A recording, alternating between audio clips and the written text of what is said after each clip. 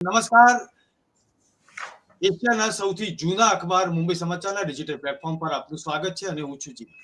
મિત્રો, માવઠાનો માર અને તેની ચર્ચા છેલ્લા ઘણા સમયથી થઈ રહી હતી અને સાથે સાથે સરકાર ક્યારે પેકેજ જાહેર કરશે અને કેવી રીતે ખેડૂતો સુધી પહોંચશે તેના સવાલો ઘણા સમયથી ચર્ચામાં હતા. કેટલું પેકેજ જાહેર કરશે તે પણ ચર્ચામાં હતું. ખેડૂતોની માંગ કંઈક અલગ હતી, રાજકીય પક્ષોની માંગ કંઈક અલગ થઈ રહી હતી. છેલ્લે ભૂપેન્દ્ર પટેલની સરકારે ખેડૂતોને રાહત મળે તેવા સમાચાર ગઈકાલે સાંજે આપ્યા અને ખૂબ સરસ કહી શકાય તેવું પેકેજ જાહેર કર્યું તેવું ભારતીય જનતા પાર્ટીનું કહેવું છે. પરંતુ આ જ મામલે વિપક્ષ કંઈક અલગ પ્રતિક્રિયા આપી રહી છે, ખેડૂતો કંઈક અલગ કહી રહ્યા છે. ગીર ગઢડા હોય, અમરેલી હોય કે પોરબંદર જિલ્લા જે વધારે અસરગ્રસ્ત જિલ્લાઓ હતા, જે સૌરાષ્ટ્રના દરિયાકાંઠાના વિસ્તારો, સમગ્ર ગુજરાતમાં નુકસાન થયું છે, પરંતુ આ જે 4-5 જિલ્લાઓ મુખ્ય હતા તેના ખેડૂતોની પ્રતિક્રિયાઓ સવારથી આવી રહી છે. ખેડૂત નેતા સાથે તો વાત કરીશું, પરંતુ અલગ અલગ પ્રતિક્રિયાઓ જે આવી રહી છે તેની ચર્ચા કરીશું. ખેડૂતો કહી રહ્યા છે કે આ તો અમારી મજૂરીનો ખર્ચ પણ નહીં નીકળે. હવે સાચું શું છે તે તો સરકાર તરફથી આપણે જે પેકેજ જાહેર થયું છે તેથી તેનું જાણવા મળશે, પરંતુ અત્યારે હાલ આ ચર્ચામાં ખેડૂત નેતા જે કે પટેલ મારી સાથે જોડાઈ ચૂક્યા છે, તેમનું હું સ્વાગત કરું છું. ભારતીય જનતા પાર્ટીમાંથી મહેશભાઈ દેસાઈ જોડાઈ ચૂકેલા છે, તેમનું પણ હું સ્વાગત કરું છું. અને કોંગ્રેસમાંથી અર્થભાઈ અમીન જોડાયેલા છે, તેમનું હું સ્વાગત કરું છું. જે કે ભાઈ, સરકારે જે પેકેજ જાહેર કર્યું છે, ગુજરાતના ઇતિહાસમાં સૌથી મોટું પેકેજ જે કહી શકાય 10,000 કરોડથી જાહેર કર્યું છે તેવું સરકારનો દાવો છે અને પેકેજ વિશે ગઈકાલ સાંજથી ચર્ચાઓ શરૂ થઈ ચૂકેલી છે. આપને કેવું લાગે છે? પેકેજ કેવું છે? જીગરભાઈ, પહેલા તો સૌથી મને આજ વધુ ખુશી એ થાય કે જે સમાચાર માધ્યમે આઝાદીની લડતમાં દેશના લોકોને સતત પથ દર્શન આપેલું એવા સમાચાર માધ્યમમાં હું આજ બેઠો હું, એથી મને વધુ ખુશી ક્યારેય ના હોઈ શકે. પરંતુ દુઃખદ બાબત જીગરભાઈ એ હે કે આજ ગુજરાતની જનતાને જેવી રીતે ખબર નથી કે આઝાદીની લડતમાં કયા કયા સમાચાર માધ્યમોએ અંગ્રેજો સામે લડાઈ આપી હતી અને એ લડાઈના ભાગરૂપે આજ આપણે સ્વતંત્ર થયા એ જે આજના નાગરિકને નથી ખબર. એવી જ રીતે ભારતીય જનતા પાર્ટી સાથે જોડાયેલા અને ભારતીય જનતા પાર્ટીના અંદર ક્યાંક ને ક્યાંક કોન્ટ્રાક્ટ લઈને બેઠેલા લોકો આજ આ સહાયને ઐતિહાસિક સહાય કહી રહ્યા છે. જીગરભાઈ, ખરેખર આ બાબતમાં છેલ્લા વર્ષોથી જેટલા STRF, NDRF ના જેટલી પણ સહાયો જે જાહેર થઈ એમાં પર હેક્ટર જે ખેડૂતોને મળતા હતા એટલા જ આ માં મળવાના છે. તો આમાં ઐતિહાસિક શું? ઐતિહાસિક ફક્ત આંકડો હે. ઐતિહાસિક આંકડો એટલા માટે હે જીગરભાઈ કે ક્યારેય ભૂતકાળમાં અને ભવિષ્યમાં કાળમાં આવું ન બને એટલી મોટી ગુજરાતના ખેડૂતોને આપત્તિમાં નુકસાન ગયું હે. હવે જ્યારે કોઈ તાવતે વાવાઝોડાની વાત હોય, કોઈ નાના મોટા અતિવૃષ્ટિ અનાવૃષ્ટિની વાત હોય, કે બનાસકાંઠાના ફ્લડની વાત હોય, નાના મોટા ઘણા બધા આપણે કુદરતી આપતકાલીન પરિસ્થિતિ આવી, પણ એ 2 કે 3 કે 4 જિલ્લાને પ્રભાવિત કરતા હતા એટલા માટે એનો આંકડો નાનો હતો. પણ જે તે ટાઈમે STRF અને NDRF મુજબ 22,000 હેક્ટર અને 2 હેક્ટરની મર્યાદામાં ચૂકવામાં આવતું હતું. હવે ગુજરાત પરના ખેડૂતોને જે મહિનામાં આ તકલીફ પડી, જે મહિનામાં આ કમોસમી વરસાદ પડ્યો, ઇતિહાસના આંકડા જોઈ લઈએ, રેનફીલ્ડના આંકડા જોઈ લઈએ, આપણા વેધર એનાલિસિસના આંકડા જોઈ લઈએ, તો ઇતિહાસમાં આ મહિનામાં આવડો મોટો વરસાદ, કમોસમી વરસાદ ક્યારેય નથી પડ્યો અને આટલો મોટો ગુજરાતના ઇતિહાસમાં પહેલી વખત ખેડૂતોને નુકસાન ગયું છે.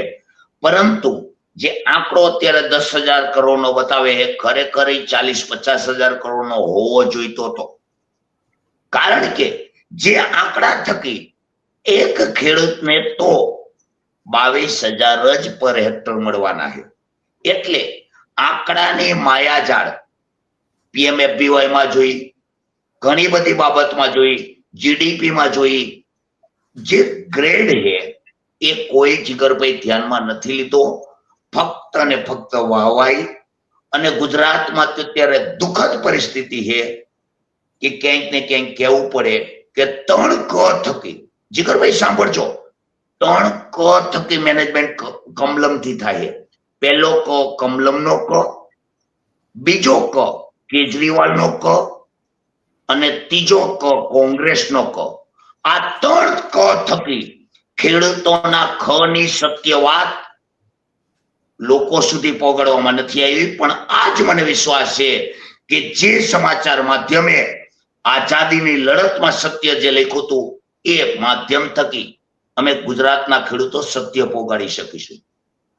જી, ફરીથી આપની સાથે જોડાઈશ, પરંતુ કોંગ્રેસના પ્રવક્તા અર્થ અમીન મારી સાથે જોડાઈ ચૂકેલા છે, તેમની સાથે વાત કરીશું.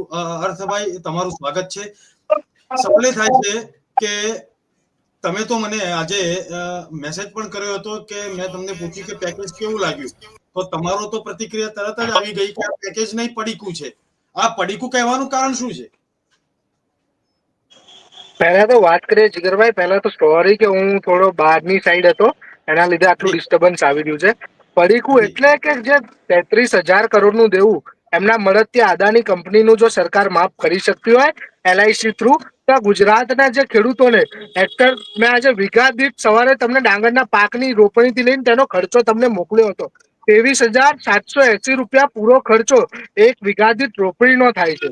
ત્યારે માત્ર ખેડૂતોને જે વીઘા દીઠ 3200 રૂપિયાની, જે 3500-3200 રૂપિયા આપવાની સહાયની વાત છે ને, એ ગુજરાતના ખેડૂતો માટે ક્યાંક મોટું પડીકું છે.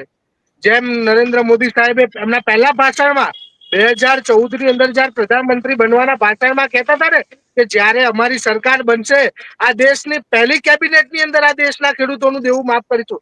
આજે એ જ દેશના ખેડૂતો રાહ જોઈ રહ્યા છે કે અમારું દેવું ક્યારે માફ થશે. વાત કરીએ જ્યારે આ લોકો બિહારની અંદર, હું મહિલાઓનું અપમાન નથી કરતો, પરંતુ બિહારમાં ઇલેક્શન પહેલા મહિલાઓને 10,000 રૂપિયા આપી શકાય, પણ ગુજરાતના ખેડૂતોને વીઘે 10,000 રૂપિયા કેમ ના આપી શકાય? આટલા મોટા નુકસાનની સામે આજે જયારે અમે ખેતરની અંદર પડ્યા, તમે તો સૌરાષ્ટ્રની વાત કરશો, હું તમને મધ્ય ગુજરાતના તમે આવો જીગરભાઈ, 60 ગામડાની અંદર એટલા મોટા પાયે નુકસાન છે. આજે ખેડૂત રુદન કરી રહ્યો છે. ખેડૂતને વીઘા દીઠ ઓછામાં ઓછું 20-25,000 નું નુકસાન છે. ત્યારે માત્ર વીઘા દીઠ એને 2,000 થી 3,000 રૂપિયા આપીને સમજાવવાની વાત.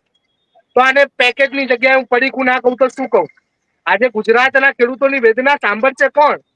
દાદા. જયારે ગુલામનું નામ છે આપણા મુખ્યમંત્રીનું, તે આ દાદાની ફરજ છે કે 10,000 રૂપિયાનો જે આંકડો, ભ્રામક આંકડો ગુજરાતની જનતાને બતાડવામાં આવી રહ્યો છે, આની જગ્યાએ અમે ઈચ્છતા હતા કે આંકડો ક્યાંક 20-25,000, 30-35,000 હોય ને, ગુજરાતના ખેડૂતોને વ્યાજબી સહાય મળે. ગુજરાતના ખેડૂતો ભીખ માંગવા માટે આજ તમારી સામે નથી આવ્યા. એમને એમનો હક જોઈએ છે, ભીખ નથી જોઈતી. આજે અન્નદાતા છે કે તમારા ઘેર રોટલો પહોંચાડે છે. ગુજરાતની જનતાએ સમજવું પડશે. આવો અન્યાય અન્નદાતા જોડે ક્યાં સુધી સહન કરવાનો? 27 વર્ષથી ગુજરાતની અંદર સરકાર હોય, તમે અદાણીનું દેવું માફ કરી શકો છો ત્યાં તમને વાંધો નથી. 1.21 લાખ કરોડની આજુબાજુનું આ દેશના ઉદ્યોગપતિઓનું દેવું માફ થાય ત્યાં તમને વાંધો નથી, પરંતુ તમને ખેડૂતોનું દેવું માફ કરવામાં વાંધો. 2008 ની અંદર જે કોંગ્રેસ સરકાર, UPA સરકાર ખેડૂતોનું 72,000 દેવું જો માફ કરી શકતી હોય, 72,000 કરોડનું દેવું, તો કેમ ભારતીય જનતા પાર્ટી આ ખેડૂતોનું દેવું માફ કરી શકવા આજે સક્ષમ નથી? હર્ષભાઈ, આ આખી વાત ભારતીય જનતા પાર્ટીના પ્રવક્તા અને ખેડૂત સાથે સીધી રીતે જ સંકળાયેલા છે તેવા મહેશભાઈ દેસાઈ આપણી સાથે ઉપસ્થિત છે. મહેશભાઈને જ આ તમારો જે સવાલ છે તે આપણે પૂછીશું. મહેશભાઈ, વિપક્ષ કહી રહ્યું છે કે ખેડૂતોનું દેવું માફ કેમ ન કરે સરકાર જો ઉદ્યોગપતિઓનું કરતું હોય તો? જીગરભાઈ, સૌપ્રથમ તો આ વખતે એવી પરિસ્થિતિઓ ઊભી થઈ છે કે જે ભૂતકાળમાં આપણે ક્યારેય ના જોઈ હોય. કે દિવાળી પછી માવઠું થાય, પણ માવઠું બી એકાદ દિવસનું હોય, 2 દિવસનું હોય. પણ આ તો સતત સાર્વત્રિક વરસાદ થયો છે, એટલે આ બહુ લાંબુ માવઠું, લગભગ 10-15 દિવસનું, એટલે એ ખેડૂતોને 100% ખૂબ મુસીબત સર્જી છે એને. પણ જીગરભાઈ, તમે જોયું હોય તો 22 તારીખથી માવઠું ચાલુ થયું, અને એ જ વખતે આપણી નવી સરકાર, જે નવું મંત્રીમંડળ બન્યું, અને એ મંત્રીમંડળના સભ્યો નવા મંત્રીપદના શપથ લઈને પોતાના વિસ્તારમાં જઈ અને એમના કાર્યકર્તાઓ સાથે સેલિબ્રેશન કરે, એના બદલે આ ખેડૂતોને જે વિકટ પરિસ્થિતિ ઊભી થઈ છે એમનું જાત નિરીક્ષણ કરવા, એમના દુઃખમાં સહભાગી થવા માટે ખેડૂતોના ખેતરોમાં પહોંચ્યા હતા. ત્યાં ખેડૂતોના ખેતરમાં પહોંચતા અને સતત પરિસ્થિતિઓને જોતા, અને એ વખતે તમે જોયું હોય તો ભૂપેન્દ્રભાઈ પટેલ, માનનીય હર્ષભાઈ સંઘવી, જીતુભાઈ, બધા લોકો સતત રિવ્યુ કરતા હતા, સતત ખેડૂતોના સંપર્કમાં હતા, બધા મંત્રીશ્રીઓ તમામ ગ્રાઉન્ડ ઉપર હતા. અને એ વખતે જે નીચેથી અવાજ આવ્યો કે ભાઈ, તમે ખેડૂતોએ કીધું કે તમે જે સર્વેનું કામ કરી રહ્યા છો, સર્વેના બદલે તમે ગામ દીઠ સર્વે કરી લો પંચરોજ ગામ થકી, અને એના થકી ખેડૂતોને જલ્દી સહાયરૂપ થવાય. એ ખેડૂતોએ જે માગણી કરી એના હિસાબે માનનીય મંત્રીશ્રીઓએ મુખ્યમંત્રીશ્રીના ધ્યાને મૂક્યો, અને મુખ્યમંત્રીશ્રીએ ખૂબ ઉદારતાથી એ નિર્ણય લીધો, અને તરત જ એમણે ડિસિઝન લીધું કે 3 દિવસની અંદર દરેક ગ્રામ પંચાયત પંચરોજ કામ કરીને આપી દે, અને એ હિસાબે આજે આટલું મોટું પેકેજ જાહેર થયું છે. જીગરભાઈ, હું સમજુ છું કે આ પેકેજ જે છે એ વ્યક્તિગત રીતે તો બધાને પૂરું નુકસાન ભરપાઈ નહીં કરી શકે, પણ ગુજરાતના ઇતિહાસમાં 2017 થી લઈને અત્યાર સુધીમાં આપણે લગભગ 13,000 કરોડના પેકેજ આપ્યા છે. એમાં ઘણી બધી, જે કે ભાઈને પણ ખબર છે, આપને પણ ખબર છે કે ઘણી વખત કમોસમી વરસાદ હોય, પૂર હોય, કે એ ટાઈપની જે દુર્ઘટનાઓ બની અને ખેડૂતને નુકસાન વેઠવાનો વારો આવ્યો, ત્યારે ભારતીય જનતા પાર્ટીની સરકાર ખેડૂતોની વારે આવી છે, એમને મદદરૂપ થવાનો પ્રયત્ન કર્યો છે. અને આ વખતે પણ જ્યારે આટલી વિકટ પરિસ્થિતિ ઊભી થઈ છે, ત્યારે ઇતિહાસમાં ના આપ્યું હોય એટલું મોટું પેકેજ ખેડૂતોને આપી રહ્યા છીએ, અને એ ઉપકાર નથી. જીગરભાઈ, આપના આ એક સંનિષ્ઠ માધ્યમથી હું કહેવા માંગુ છું કે ભારતીય જનતા પાર્ટીની જે ભૂપેન્દ્રભાઈ પટેલની સરકાર છે, માનનીય હર્ષભાઈની સરકાર છે, જીતુભાઈ વાઘાણીના નેતૃત્વમાં કૃષિ મંત્રી તરીકે આ જે પેકેજ આપવા જઈ રહ્યા છીએ, એ ઉપકાર નથી, એ અમારી નૈતિક ફરજ છે. અને એનું કારણ એટલું જ છે કે ખેડૂતોએ અમારા ઉપર ભરોસો મૂકેલો છે, અમને વોટ આપીને એમણે નેતૃત્વ કરવા બેસાડ્યા છે, અને એ ખેડૂતને વિશ્વાસ છે કે ભારતીય જનતા પાર્ટીના નેતાઓ જ્યારે ખેડૂતો પ્રત્યે આટલી હમદર્દી રાખે છે અને એમની વચ્ચે દુઃખમાં સાથે ઉભા રહે છે, સુખે અને એને સુખે સુખી ને દુઃખે દુઃખી, એ રીતની પરિસ્થિતિમાં હમણાં જે કોંગ્રેસના મિત્રએ વાત કરી કે આ જે પેકેજ છે એ પડીકું છે, પણ એ કોંગ્રેસના મિત્રને કદાચ નહીં ખબર હોય કે બનાસકાંઠામાં જ્યારે 2017માં પૂર આવ્યું, ત્યારે તમારા કોંગ્રેસના નેતાઓ બેંગ્લોરના અધિવેશનમાં હતા, અને આ વખતે જ્યારે વરસાદ પડ્યો, હમણાં જ્યારે અમારા બનાસકાંઠામાં ઓગસ્ટ સપ્ટેમ્બરમાં, ત્યારે પણ તમારા કોંગ્રેસના નેતાઓ સૌરાષ્ટ્રમાં અધિવેશનમાં વ્યસ્ત હતા. એટલે જીગરભાઈ, એક આ સંયોગ છે કે શું છે એ ખબર નથી પડતી, પણ જ્યારે ગુજરાતના ખેડૂત ઉપર મુશ્કેલી આવે છે, ત્યારે કોંગ્રેસના નેતાઓ અધિવેશનોમાં વ્યસ્ત હોય છે. અને એ જ સમયે જ્યારે 2017માં પૂર આવ્યું, ત્યારે અમારી વિજયભાઈ રૂપાણીની સરકાર, આખી સરકાર સાહેબ, પૂરી કેબિનેટ ને મંત્રીમંડળ આખું બનાસકાંઠાથી ચાલતું, પૂરમાં બધા ફસાયેલા હતા, ત્યાંથી આખી સરકાર ચાલતી હતી. અને આ વખતે પણ વરસાદ આવ્યો તો અમારા પ્રદેશ અધ્યક્ષ, અમારા સીએમ સાહેબ, અમારા મંત્રીઓ બધા બનાસકાંઠાની મુલાકાત લઈ આવ્યા, અને મોટું પેકેજ પણ જીગરભાઈ તમે જોયું હોય તો હમણાં 947 કરોડનું જે પેકેજ જાહેર થયું, એમાં ખાલી વાવ થરાદ જિલ્લા માટે 500 કરોડ રૂપિયાની સહાય છે. એટલે આ ખેડૂતોને જ્યાં જ્યાં પડકાર આવ્યો છે, બિપરજોય જોઈ લો, તાઉતે જોઈ લો, એની પહેલાના કમોસમી વરસાદો જોઈ લો, જ્યારે ખેડૂતને પ્રશ્ન ઉપસ્થિત થયો છે, ત્યારે અમારી સરકારે એને મદદરૂપ થવાનો પ્રયત્ન કર્યો છે. બીજું જીગરભાઈ, કે આપણે દરેક વસ્તુ નિયમોથી ચાલતી હોય છે. SDRF ના નિયમો છે, એ આખા દેશ લેવલે લાગુ પડે છે. હું તમારા ધ્યાન પર મૂકવા માંગુ છું કે જે SDRF ના નોર્મ્સ છે, એ જે તે વખતે ઘડાયા યુપીએ શાસનમાં, એના પછી એમાં કોઈ પણ રિવિઝન નથી કરવામાં આવ્યું. જ્યારે મોદી સાહેબ કેન્દ્ર સરકારમાં જ્યારે PM તરીકે બેઠા, ત્યારે 2014 પછી એમણે 2 વખત નોર્મ્સ સુધાર્યા છે, અને એના હિસાબે અત્યારે આટલું મોટું પેકેજ આપણે આપી શકીએ છીએ. અને ખાલી પેકેજ SDRF ના નોર્મ પ્રમાણે નહીં, ભૂપેન્દ્રભાઈની લાગણી હતી કે આ ખેડૂતને બેઠો કરવા માટે, આ ખેડૂતના ખર્ચમાં સહભાગી થવા માટે, એની આ દુઃખની ઘડીમાં એનો આશરો બનવા માટે એને ખાલી પેકેજ નહીં પણ એના ઉપર ટોપઅપ ફંડ પણ આપવું જોઈએ, ને એના માટે થઈને જ અત્યારે જે 10,000 કરોડનું પેકેજ છે, એમાં સ્ટેટનો લગભગ 3,400 કરોડ જેવો ફાળો છે, અને બાકીનું જે છે એ SDRF છે, અને જી. એ રીતે 10,000 કરોડનું પેકેજ ડિક્લેર કર્યું છે. મને લાગે છે કે અત્યારે ખેડૂતોને નુકસાન ખૂબ મોટું છે. 100%ની વાત છે. એને કોઈ પણ સરકાર એની બજાર કિંમત તો એને ભરપાઈ નહીં થઈ શકે, કારણ કે એટલું વ્યાપક નુકસાન છે. પણ આ જે પેકેજ છે એના થકી ખેડૂત સિઝનમાં વાવણી કરવા માટે એના ખિસ્સામાં પૈસા આવશે, એની બેંકમાં પૈસા આવશે અને એનાથી એ બિયારણ ખાતર ખરીદી શકશે અને આગળની ખેતી કરી શકશે અને પગભર થઈ શકશે. જીગરભાઈ, જી. બીજું પણ મારે કહેવું છે ફરીથી આવીશ મહેશભાઈ, હું ડિટેલમાં મોટા ચર્ચા ખેડૂતો છે, જે મોટા જી. ખાતેદારો છે, એમને કદાચ એક સિઝન નહીં મળે ને તો એમને બહુ નુકસાન નથી.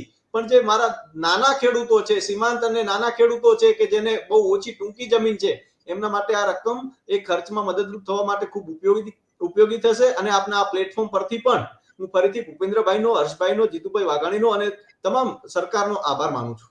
જી, હું ફરીથી આપની પાસે આવું છું, પરંતુ કોંગ્રેસના મિત્ર આપ જ્યારે વાત કરી રહ્યા હતા ત્યારે તેમણે એક ઈશારો કરેલો કે મારે કંઈક બોલવું છે.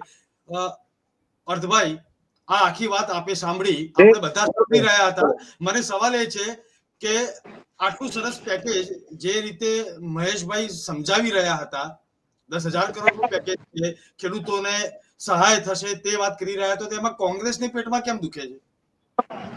અમારા પેટમાં નથી દુખતું. અમે એ કહેવા માંગીએ છીએ કે જ્યારે દેશના ઉદ્યોગપતિઓનું આટલું મોટું કોચિંગનું દેવું માફ થઈ શકતું હોય, જ્યારે કોઈ પણ ફેક્ટરી હોય તો એને વીમો આપી શકાતો હોય, તો ખેડૂતો માટે આટલી મોટી સહાયમાં કેમ પાક વીમો નહીં? કેમ ખેડૂતોનું સંપૂર્ણ પાક ધિરાણ માફ ના કરી શકાય? આજે LIC થ્રુ ગમે તે રીતે એમના મળતિયા જે એમના સાહેબ છે, એ ચોકીદાર એમના સાહેબનું 33,000 કરોડનું દેવું માફ કરી શકતો હોય, તો દેશના ખેડૂતોનો વાંક શું? દેશના ખેડૂતોનો વાંક એટલો જ કે એમને ગરીબ, એમને લાચાર બનીને ભારતીય જનતા પાર્ટીને વોટ આપ્યો. જી, અર્થભાઈ, આ સવાલનો જવાબ મહેશભાઈ સીધો આપશે. મહેશભાઈ, બોલો. જીગરભાઈ, મને પહેલા તો એ નથી સમજાતું. હું જે અલગ અલગ ચેનલોમાં બેસું તો દરેક પ્રવક્તા દેવા માફીનો આંકડો અલગ અલગ લઈને આવે છે. મારા ખ્યાલથી પહેલા એમને સંકલન કરવાની જરૂર છે કે ભાઈ ખરેખર કેટલું દેવું માફ થયું છે, કારણ કે હકીકત કંઈક અલગ જ છે. દેવા માફીના અર્થભાઈને કદાચ ખ્યાલ નહીં હોય, પણ જે દેવું માફ છે ને, કોઈનું માફ થતું નથી જીગરભાઈ. પણ તમે સિમ્પલ કોઈ બિઝનેસ લોન લીધી છે અને તમે ડિફોલ્ટ કરો છો અને તમારું અકાઉન્ટ NPA થાય છે, તો બેંક છે એ એને રાઇટ ઓફ કરે છે. એનું 100% પ્રોવિઝનિંગ થતું હોય છે. એ બેન્કિંગ નોર્મ્સ છે. પણ એના કારણે એને 100% રાઇટ ઓફ કર્યું, એનાથી કઈ બેંકનો જે તમારી પાસેથી રિકવર કરવાનો અધિકાર મટી જતો નથી. અને એનું તમે હમણાં જોયું હોય, છેલ્લા 2-3 દિવસ પહેલાના સમાચારોમાં એક મોટા કોર્પોરેટ, જે ઘણી વખત આ કોંગ્રેસના મિત્રો બોલ્યા કરતા હોય છે, એમનું આખી પ્રોપર્ટી સીઝ કરવા માટેનો હુકમ થયો. હમણાંની વાત છે. એ આપણા કાયદાઓની જે વ્યવસ્થાઓ છે, અને એ બી 2018માં મોદી સાહેબે આવીને જે બેન્કિંગ રેઝોલ્યુશન ફ્રેમવર્ક હતા એ બહુ ટાઈટ કર્યા. એના હિસાબે અત્યારે રિકવરીઓ વધી છે બેંકોમાં.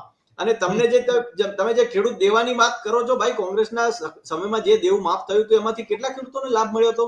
અમારા JK ભાઈ છે, એ દર વખતે પાક ધિરાણ રિન્યુ કરાવી દેતા હોય, તો JK ભાઈ, કોંગ્રેસની એ દેવા માફીની સ્કીમમાં તમને લાભ નહીં મળ્યો હોય, કારણ કે એ એવા ખેડૂતોનું માફ કરવાનું હતું જેને વર્ષો સુધી દેવું ભર્યું જ ના હોય બેંકનું. તો એનાથી ખરેખર જે આ વખતે ખેડૂતને નુકસાન થયું છે, એનાથી ફાયદો ક્યાં થવાનો હતો? બીજું કે જે ખેડૂતોને ધિરાણ નથી લીધું, બેંકો જોડેથી ધિરાણ નથી લીધું, તો એવા લોકોનું શું થશે અર્થભાઈ? તમે ખાલી દેવા માફી, મને એવું લાગે છે કે કોંગ્રેસના નેતાઓ બધા પાક ધિરાણ ફૂલ લઈને બેઠા છે, એટલે ગમે એમ કરીને માફ કરાવડાવો તો એમનું બધાનું માફ થઈ જાય. પણ એ રીતે સિસ્ટમ ના હોય અર્થભાઈ. અર્થતંત્ર તમારે સમજવું પડે કે આપણા ગુજરાતમાં અને ભારતમાં લગભગ 40% ખેડૂતો તો એવા છે કે જે પોતાનું પ્રાઇવેટ ફંડિંગ લેતા હોય છે, તમારા જેવા મિત્રો પાસેથી લેતા હોય છે, જે અનઓર્ગેનાઇઝ સેક્ટરમાંથી લેતા હોય છે.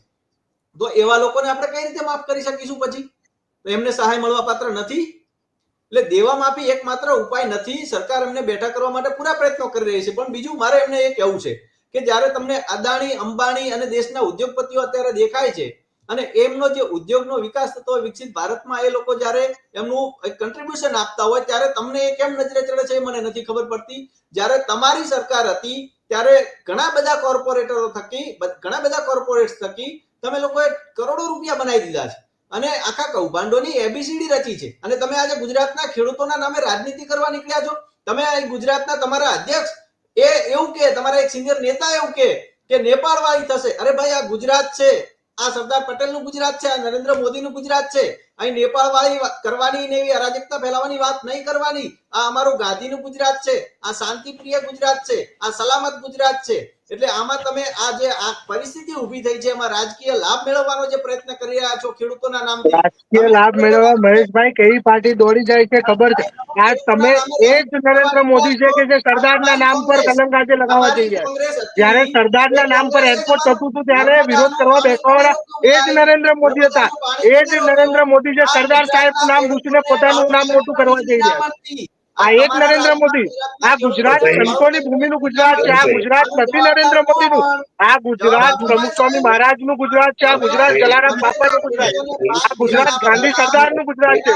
આ એક ભારતીય જનતા પાર્ટી છે જેના નાયબ મુખ્યમંત્રી સરદાર સાહેબની મૂર્તિ આછી કરીને પોતાના પોતાની મૂર્તિ મોટી કરી રહ્યા છે. ભારતીય જનતા પાર્ટીની સરકાર જ્યારે બેઠી અને રાજ્યમાં ખેડૂતોને અત્યારે 0% વ્યાજે પાક ધિરાણ મળે છે.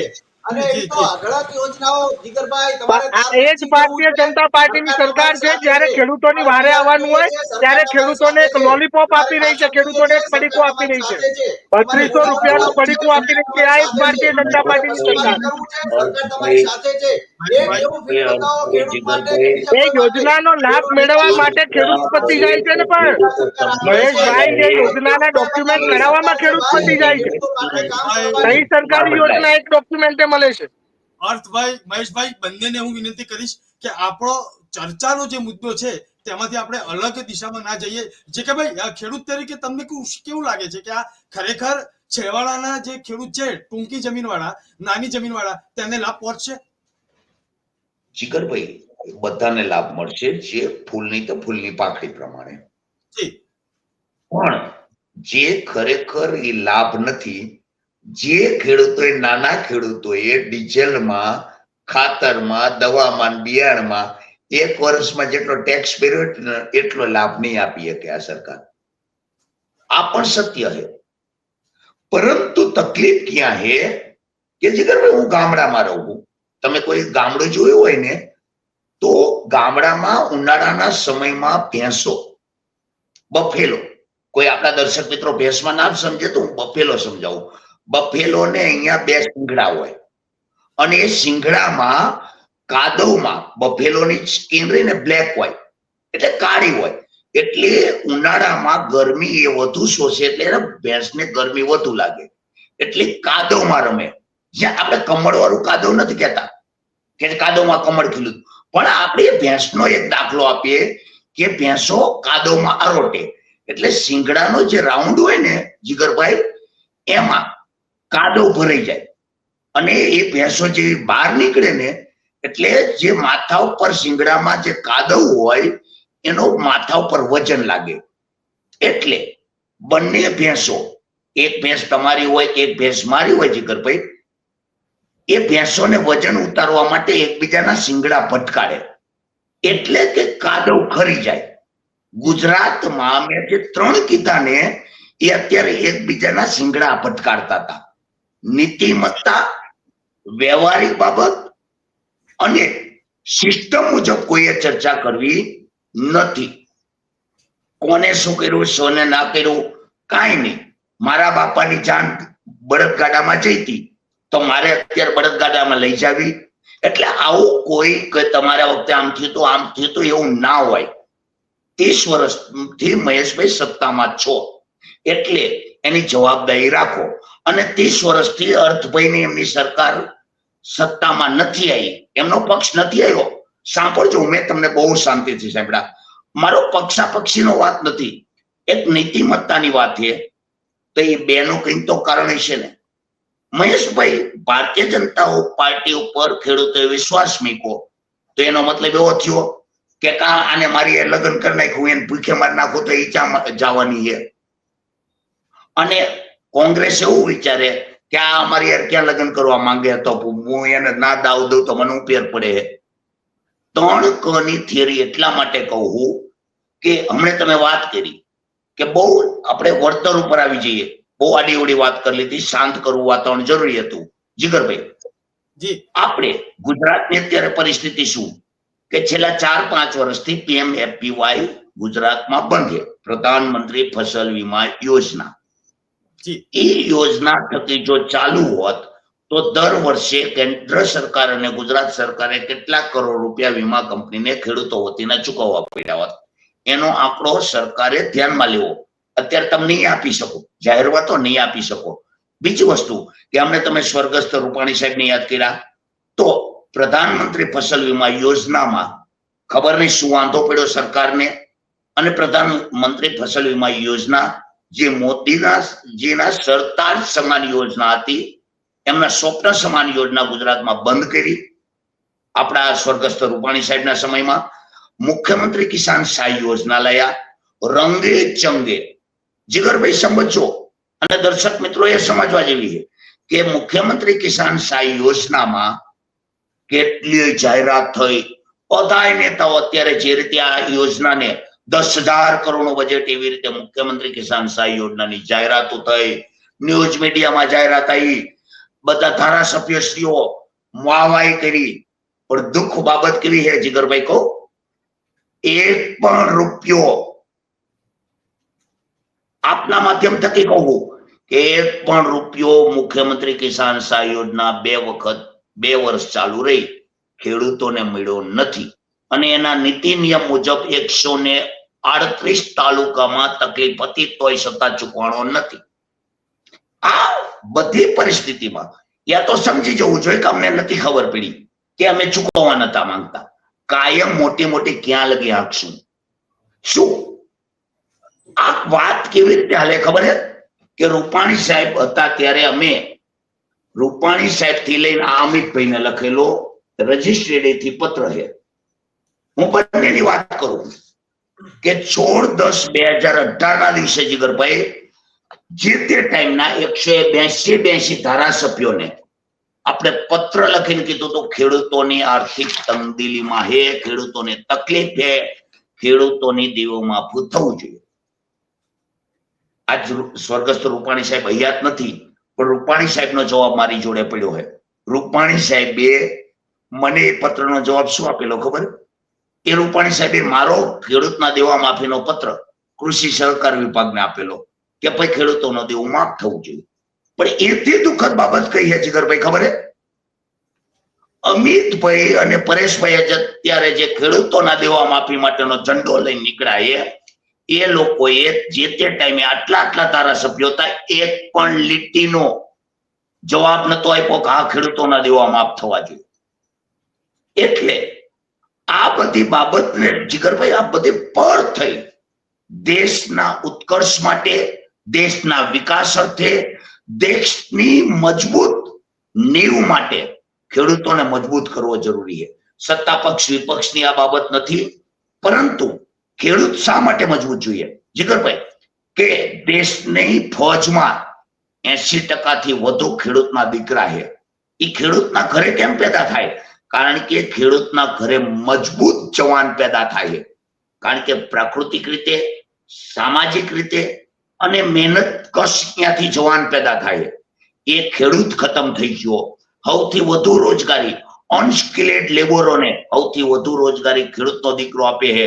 અને આ ખેડૂતનો દીકરો ખેતીથી પર થઈ ગયો તો વિચારજો કે દેશને જવાનો, દેશને અને અનસ્કિલ્ડ લેબરને રોજગારી કોણ આપશે? અમારે રાજનીતિની જરૂરિયાત જ નથી. ભૂલી જાઓ રાજનીતિ. પણ રાઇટ ઓફ સેટલમેન્ટ, હમણાં મહેશભાઈએ છેલ્લે વાત કરી કે રાઇટ ઓફ અને પછી ફરીથી ઉખાડી શકાય. હા, રાઇટ ઓફ ત્યાં લગી. મહેશભાઈ આ સત્ય છે, સ્વીકારજો.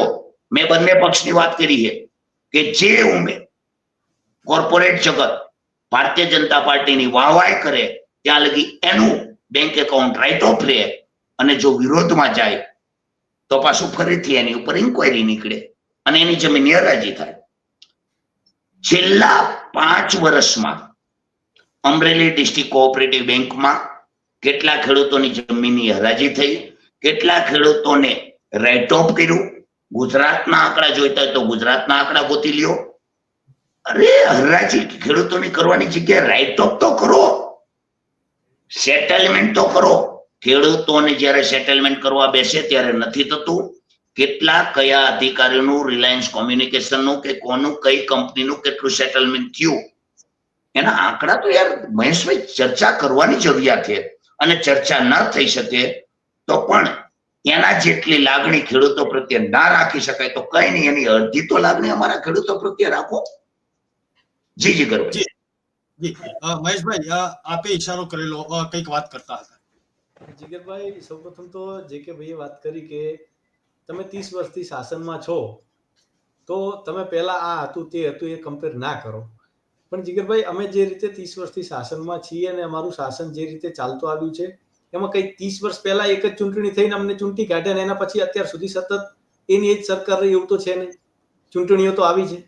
જ્યારે આ ખેડૂતોનો વિશ્વાસ જીત્યો, આ ગુજરાતની જનતાનો વિશ્વાસ જીત્યા અને ગુજરાતની જનતાએ અમારા ઉપર ભરોસો મૂક્યો કે આ કામ કરવા વાળી પાર્ટી, વિકાસ કરવા વાળી પાર્ટી, સારી વિચારધારા વાળી પાર્ટી આ છે, અને એટલા માટે અમને વારંવાર ચૂંટતા આવ્યા. અને અમે પણ જ્યારે જ્યારે ખેડૂતોને મુશ્કેલી આવે, જ્યારે જ્યારે લોકોને કઈ તકલીફ હોય ત્યારે એ પ્રમાણે નિર્ણયો પણ લેતા હોઈએ છીએ. અને અઢળક અત્યારે યોજનાઓ, જે ખેતીની યોજનાઓ છે કે કોઈ અન્ય યોજનાઓ છે, એ અમલમાં હોય છે.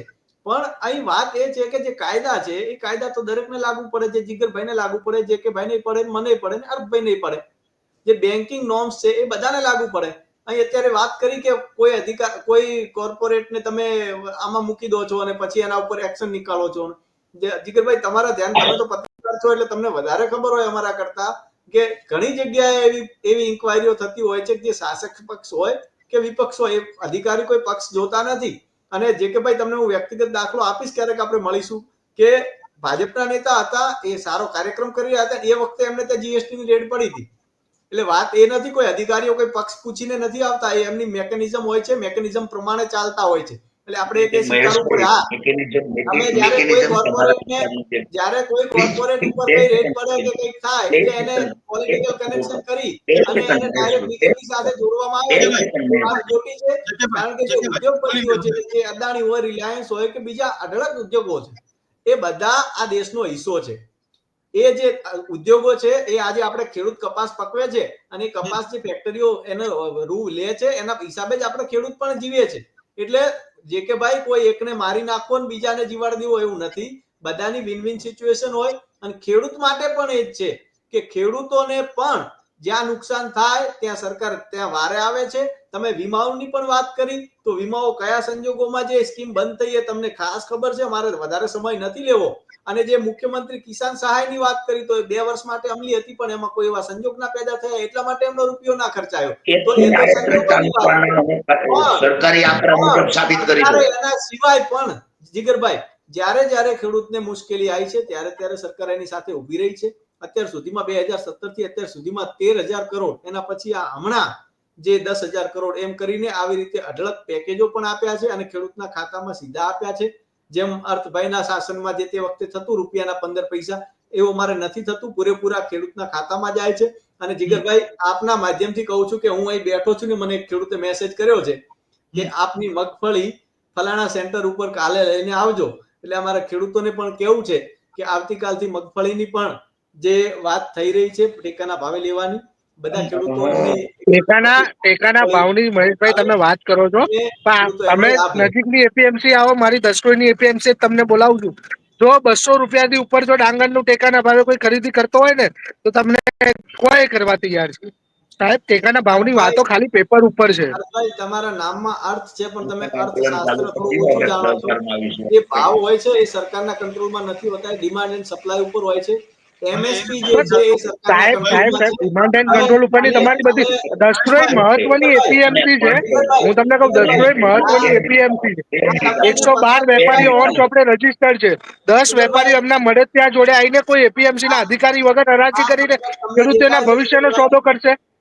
જીગરભાઈ, 477 રૂપિયા ડાંગરનો ટેકાનો ભાવ 320 રૂપિયા લેવું કેટલું વ્યાજબી? અને ખેડૂત કેમ ના બોલે? ટેકાના ભાવે સરકાર 9 નવેમ્બર થી ખરીદી કરશે. બીજો વરસાદનું ઝાપટું આવ્યું તો ખેડૂતો જશે ક્યાં? આખી ચર્ચામાં અત્યારે 2379 રૂપિયા છે. જીગરભાઈ, કોઈ પણ તમે કોમોડિટીનું કહો, હું તમને કહું, કોંગ્રેસના સમયની જે કોમોડિટીના ભાવ હતા એનાથી અત્યારે બધા ડબલ ભાવ છે. ભાવ ડબલ આપવાથી તો કઈ ખેડૂતોનું ભલું નથી થઈ. તમે ટેકાના ભાવે તો ખરીદી કરો. મારી વાત તો સાંભળો અર્થભાઈ. હવે મહેશભાઈ બે વાત કરી જગ્યાભાઈ બોલો. કોઈના રાઇટ ઓફ કે કોઈને અમે વાલા દવલા નથી કરતા. ઉત્તર ગુજરાતમાં પોન્જી સ્કીમ થયેલી, બરોબર, બીજેડ ઉપર એક્શન લેવાની, જીગરભાઈ સમજો. જી અને પેરેડાઇઝ કરીને એક બીજી યોજના હતી, એની ઇન્કવાયરી એમને બેઠી દબાઈ ગઈ, ફંડ મળી ગયું. અને આના પુરાવા ઓન મીડિયા જોઈતા હોય, ઓન મીડિયા અને ઓફ મીડિયા જોઈતા હોય તો હું આપીશ મહેશભાઈ. તમે હમણે મને એક કીધું ને કે આપણે રૂબરૂ મળીશું, તે દિવસે તમે કહો તે દિવસે રૂબરૂ મળવા હું આવી જઈશ, બરોબર. જે કહેવાય, બીજી વસ્તુ, મારા ખ્યાલથી આખું મીડિયા જાણે છે, બધા લોકો જાણે છે કે જે જગ્યાએ જે લોકો એમાં ભરાયેલા હતા એ બધા ઉપર એક્શન થઈ છે.